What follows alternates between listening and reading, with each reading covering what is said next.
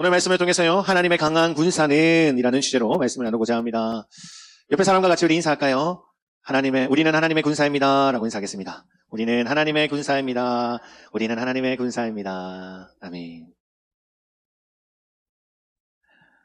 어느 날요, 알렉산더 아시죠? 알렉산더 대왕의 친구가 알렉산더에게 사냥개 2마리를 선물했다고 합니다.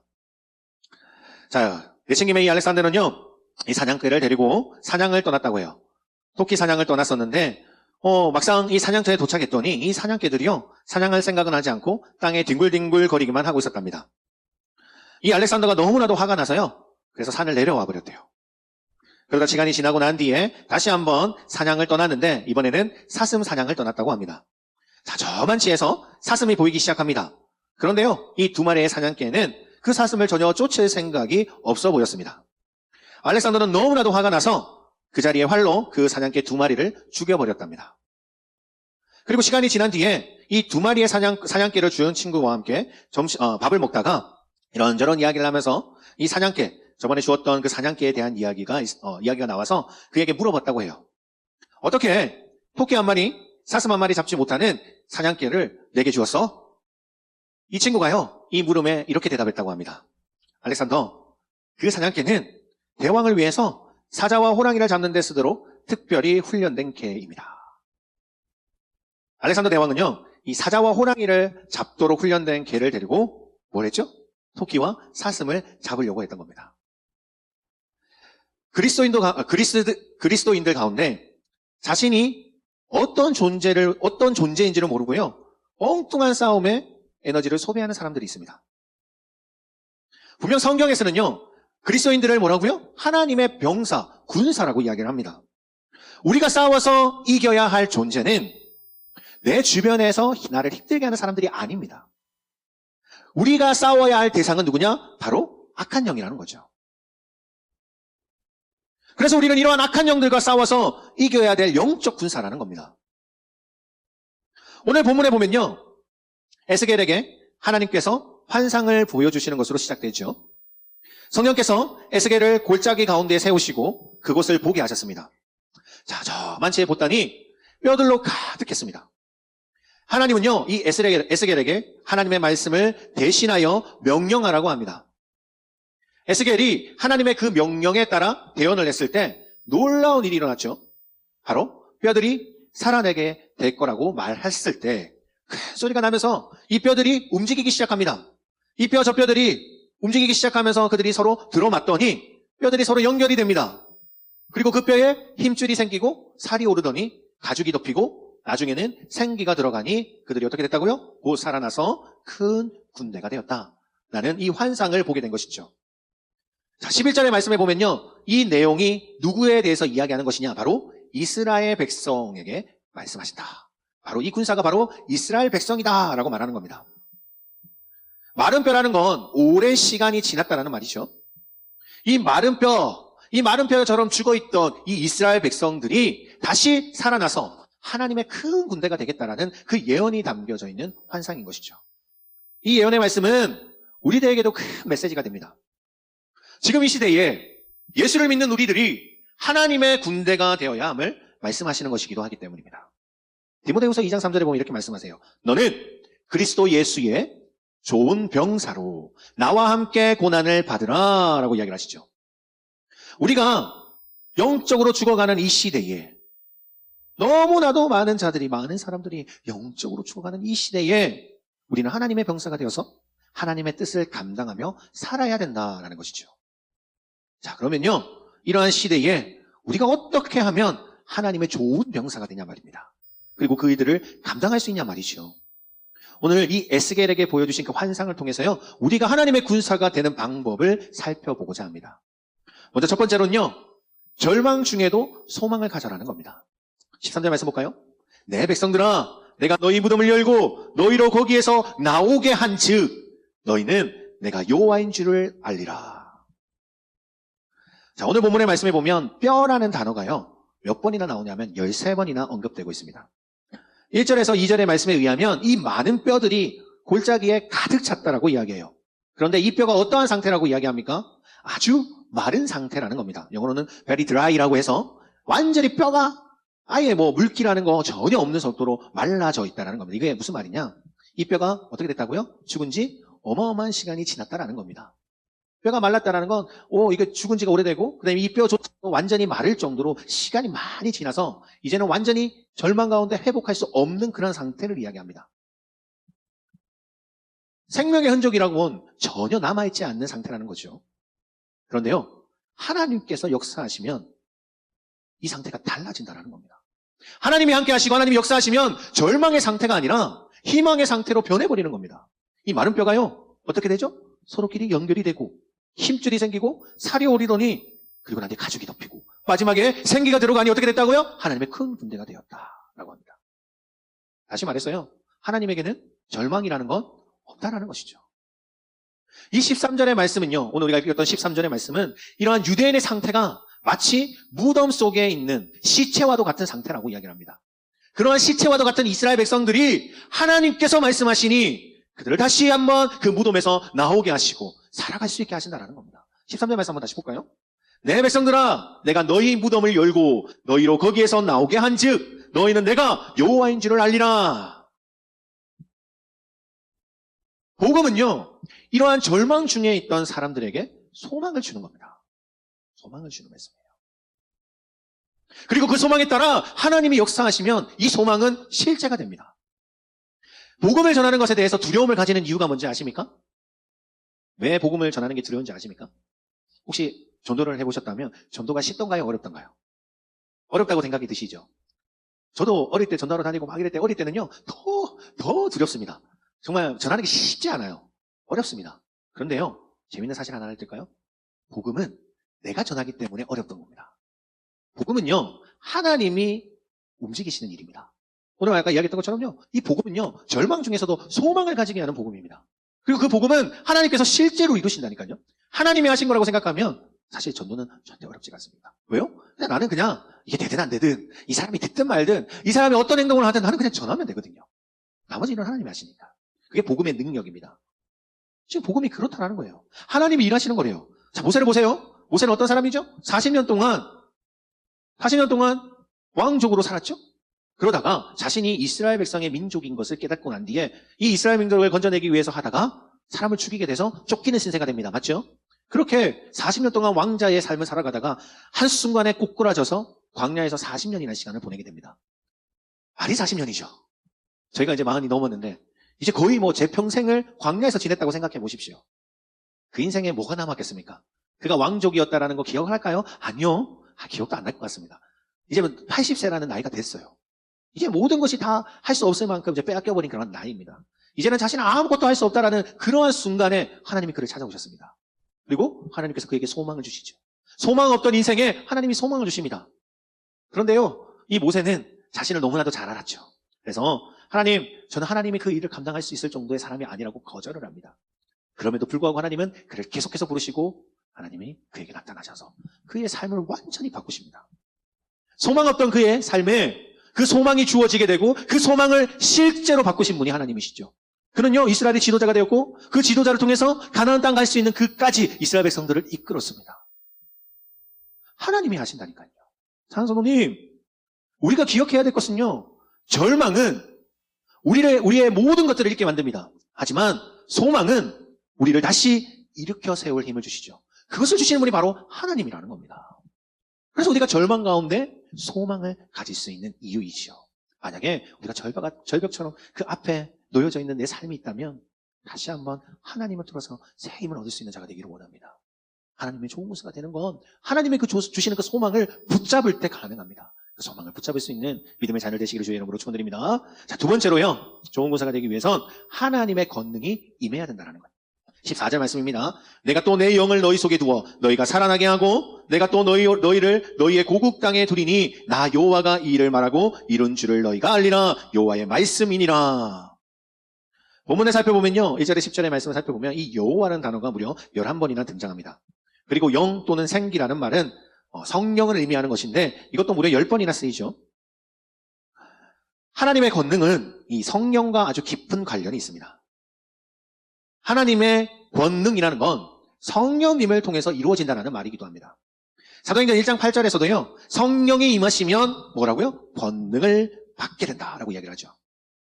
사도행전 13장 38절에도요. 하나님께서 나사렛 예수에게 성령과 능력을 기름 붓듯 하셨다라고 말씀하세요.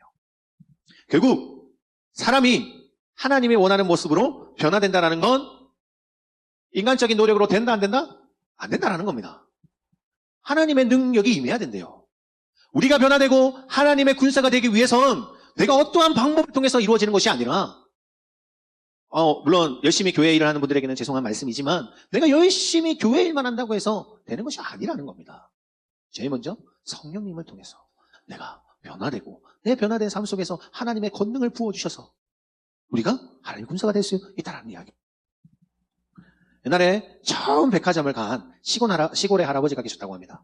이 시골의 할아버지가 엘리베이터를 처음 봤대요. 너무 신기해서 이 엘리베이터를 이것저것 구경하면서 계속 쳐다보고 있었답니다. 근데 갑자기 할머니가 한 분이 오시더니 이 엘리베이터를 타더래요. 그리고 시간이 지나서 다시 이 엘리베이터가 문이 열렸더니 젊고 이쁜 처자가 나오더랍니다. 이 할아버지가 손자의 손을 잡고 빨리 집으로 뛰어갔대요. 그래서 손자가 할아버지에게 물어봤대요. 할아버지 갑자기 왜 그러세요? 할아버지가 이렇게 대답했답니다. 니네 할머니도 저 기계 속에 넣었다가 끄집어내야 되겠어. 사람이요. 그렇게 변화될 수 있으면 얼마나 좋겠습니까? 이 할아버지가 할머니 넣으면 이쁜 처자로 다시 나올 줄 알고 그렇겠지만 사람은 그렇게 변하지 않습니다. 절대. 사람의 모습은요. 쉽게 바뀌지 않습니다. 사람이 변화되려면 성령의 역사가 없으면 절대 불가능합니다. 절대. 나 자신을 한번 보세요.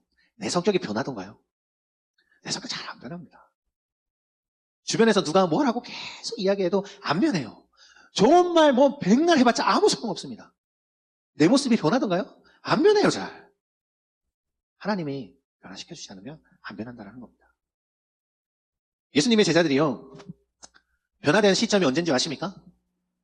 예수님이 사역했던 그 3년이라는 공생애 동안 같이 지냈던 사람이 누굽니까? 12제자잖아요. 12제자들은요. 3년이나 시간 동안 눈으로 봤습니다. 예수님이 행하셨던 일들, 예수님께서 말씀 전하셨던 그 말씀들 보고 들었던 사람이 제자들이에요. 근데 이 제자들이 예수님이 십자가 못 박힐 때 어떻게 됐습니까? 다 도망갔습니다. 다 도망갔어요. 그러한 제자가 정말 주의 군사가 되어서 일을 했을 때가 언제였냐면요. 마가의 다락방에서 성령이 임했을 때입니다.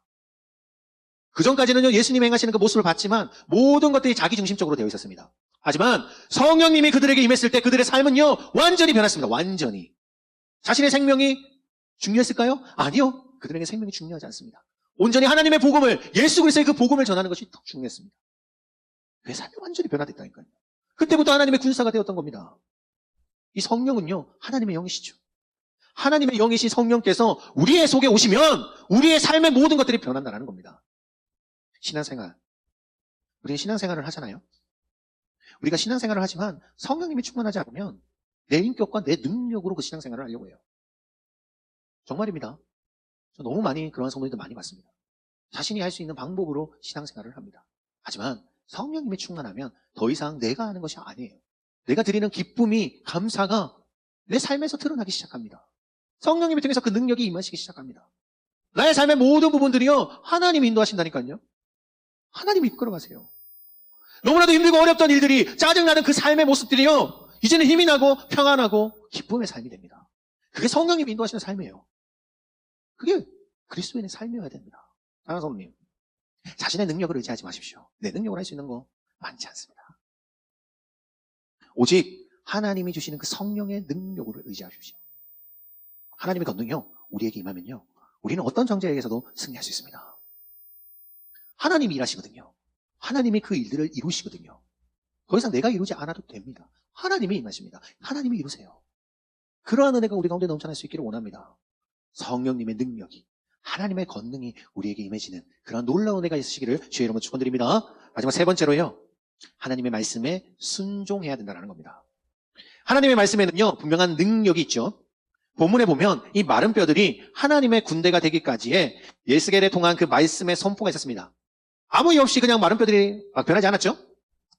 4절에 보면 하나님께서 에스겔에게 어떻게 하라고 하죠? 대언하라고 명하십니다. 대언. 이 대언이 뭐죠? 하나님의 말씀을 대신 전하는 겁니다. 맞죠? 에스겔에게 대언했던 그 내용은 곧 하나님의 말씀이었습니다. 마른 뼈들이 에스겔이 대언했을 때 그 마른 뼈들이 살아났고 하나님의 군대가 되었습니다. 그만큼 하나님의 말씀의 능력이 분명히 있다는 것이죠. 군인들에게 있어서요, 한번 생각해 보세요. 군인들에게 있어서 제일 필요한 게 무엇일까요? 뭐 여러 가지가 있겠지만 군인이 제일 필요한 게 뭡니까? 총이죠. 칼이죠. 무기입니다, 무기. 생각해 보세요. 저기 한 100명의 군대가 와요. 근데 걔들은 아무것도 없어, 무기가. 나는 근데 나팔총이 있어. 내가 이길까요? 100명의 군사가 이길까요? 100명이 있을 정도의 총알만 내가 가지고 있으면 내가 다 이기겠죠. 군인은요, 무기가 필요합니다. 분명히 무기가 있어야 되죠. 하나님의 군대의 무기는 뭐냐고요? 바로 하나님의 말씀이라는 겁니다. 하나님의 말씀. 에스겔은 그냥 하나님의 말씀을 대언했을 뿐입니다. 근데 그 말씀을 통해서 어떤 일이 일어났고요? 하나님의 권능이 드러나기 시작합니다. 생각하지도 않는, 내가 할 수 없었던 그러한 일들을 하나님이 이루시기 시작합니다. 단지 우리는, 에스겔은 하나님의 그 말씀에 명령했을 때 그 말씀에 순종만 하면 됐습니다. 순종만 했을 때 하나님의 믿음의 능력이 공급이 됐고 우리의 믿음도 자라났고 그 믿음을 통해서 하나님의 역사가 일어나는 겁니다. 순종만 했을 뿐인데. 강한 군사가 되기 위해서는요, 하나님의 말씀에 순종하며 살아가야 된다는 겁니다. 인류 역사상 최고의 축구 선수들 중에 한 사람이었던 브라질의 펠레 선수를 아마 아실 겁니다. 펠레 선수가 얼마나 천재적인 선수였냐면 17살에 스웨덴 월드컵에 출전할 수 있었습니다. 생각해보세요. 17살입니다. 17살이면 고등학교 1학년? 1학년이죠, 이제. 그 고등학교 1학년 때 월드컵에 참가할 정도의 실력이었습니다. 그것도 브라질로. 브라질 선수 중에 17살에 나갈 수 있다라는 건 어마어마한 천재 선수이죠. 그 대회를 스웨덴 월드컵을 통해서 조국의 승리컵을 주어지게 됩니다. 그가 축구 선수로 있을 때 3번이라는 월드컵, 4년에 한 번씩이니까 몇 년이죠? 무려 12년을 더 넘게 축구 생활했지만 그 기간 동안 3번이 그 월드컵에서 브라질의 우승컵을 안겨줬던 사람이 펠레입니다. 어마어마하죠. 어마어마한 선수입니다. 그가 이제 살아왔던 그런 환경들을 좀 본다면 그의 집안 환경은 그렇게 좋지 않았다고 합니다. 아버지는 병원 화장실을 청소하는 청소부였대요. 물론 지금은 우리 한국에서는 화장실에서 청소를 하고 병원에서 이제 관리하시는 분들은 어느 정도의 생활이 가능하다고 하지만 이때는 그런 시대가 아닙니다. 그것도 브라질입니다, 브라질. 정말 너무나도 집안이 힘든 환경 속에 나와 있는데 살았었는데, 그런데 그 어릴 때 그 펠레를 보고 그 아버지가 축구 자질에 있는 것을 보고 그에게 큰 힘이 되어주지 않지만 어떻게든 축구 선수가 될 수 있도록 밀어주었다고 합니다. 자, 시간이 지나서 이 펠레가요, 담배를 피우는 모습을 아버지가 보게 되었다고 합니다. 제대로 먹이지도 못하고 제대로 축구 선수로서 뒷바라지도 못하는데 얼마나 마음이 아팠겠습니까? 그런 아버지의 마음을 펠레가 알아줬으면 너무나 좋았겠지만 어쨌든 펠레는 그러지는 못했던 것 같아요. 그래서 해줄 수는 없고 아버지가 이 펠레를 불러서 이 담배만큼은 끊게 만들어야 되겠다는 생각이 들었다고 합니다. 그래서 펠레를 불러서 이렇게 이야기했다고 해요. 낡은 지갑을 꺼내서 돈을 꺼내가지고 그 아들을 주면서, 아들아, 이것은 담배 한 갑 값이야. 아버지 말 잘 들어. 내가 발음이 힘드니까 이야기해요. 네가 이해하십시오. 네가 담배를 피우고 술을 마시며 축구를 하면 절대 세계적인 선수가 될 수 없어. 축구를 하려면 90분간 피곤을 모르고 뛸 수 있어야 될 체력이 있어야 하는데 너가 술과 담배를 하면 몸이 망쳐서 그렇게 뛸 수가 없어. 너 이 돈으로 담배를 즐기면서 무명으로 사는 사람이 될 거야? 아니면 담배와 술을 끊고 세계적인 선수가 될 거야? 펠레는요, 이 아버지의 말씀에 순종을 합니다. 그리고 세계적인 선수가 됐죠. 이렇게 아버지의 말씀에도 순종했을 때 이렇게 큰 힘을 발휘하는데, 우리가 하나님의 말씀에 순종하면 얼마나 더 큰 일들이 우리에게 임하겠냐 말입니다. 하나님 말씀에 순종하는 자가 되시기를 원합니다. 그냥 말씀에 순종하라면 그렇지, 내가 그렇게 살아야 되지 로 끝내는 게 아니라 내 삶 속에서 하나님의 말씀에 순종하는 겁니다. 쉬울 것 같죠? 여기서 아멘이라고 하고 하죠. 실제로 삶 속에서 하나님의 말씀에 순종하는 거 너무 어렵습니다. 왜요? 주변의 사람들이 나를 가만두지 않거든요. 내 삶에서 하나님의 말씀을 지켜간다는 게 쉽지 않습니다. 내가 살아가려 하니까 쉽지 않죠. 성령님이 필요하신 것이고 성령님을 통해서 그 말씀을 지켜나가는 순종의 자리에 서 있을 때 하나님께서 그 사람을 통해서 역사하신다니까요. 사랑하는 성도님, 하나님의 말씀에 얼마나 큰 능력이 있는지를 분명히 깨닫고요. 그 말씀에 순종하며 살아가는 자가 되기를 원합니다. 어떻게든 그 말씀을 지키려고 무단히 힘쓰며 나아가는 자가 되기를 원합니다. 그런 자를 통해서 하나님이 역사하신다는 거. 이 사실을 꼭 기억하며 믿음 안에 살아갈 수 있는 주의 종들이 되시기를 주의 이름으로 축원드립니다. 자, 말씀을 맺습니다. 말씀을 맺겠습니다. 마른 뼈와 같은 절망적인 상황에 있는 자들이 있으십니까? 그렇다면 하나님께서 하시면 된다라는 그 소망을 믿고 나아가십시오. 그리고 하나님의 큰 권능에 의지하십시오. 성령의 도우심은 세상의 그 어떤 도움보다 강력하다는 사실. 성령님께서 늘 우리와 함께 하시고 충만한 삶을 살아가시는 믿음의 자녀들이 되시기를 원합니다. 한 주간도 그렇게 살아가시고 하나님의 말씀에 순종하며 살아가는 시민교회 성도님이 되시기를 주의 이름으로 축원드립니다. 기도드리겠습니다.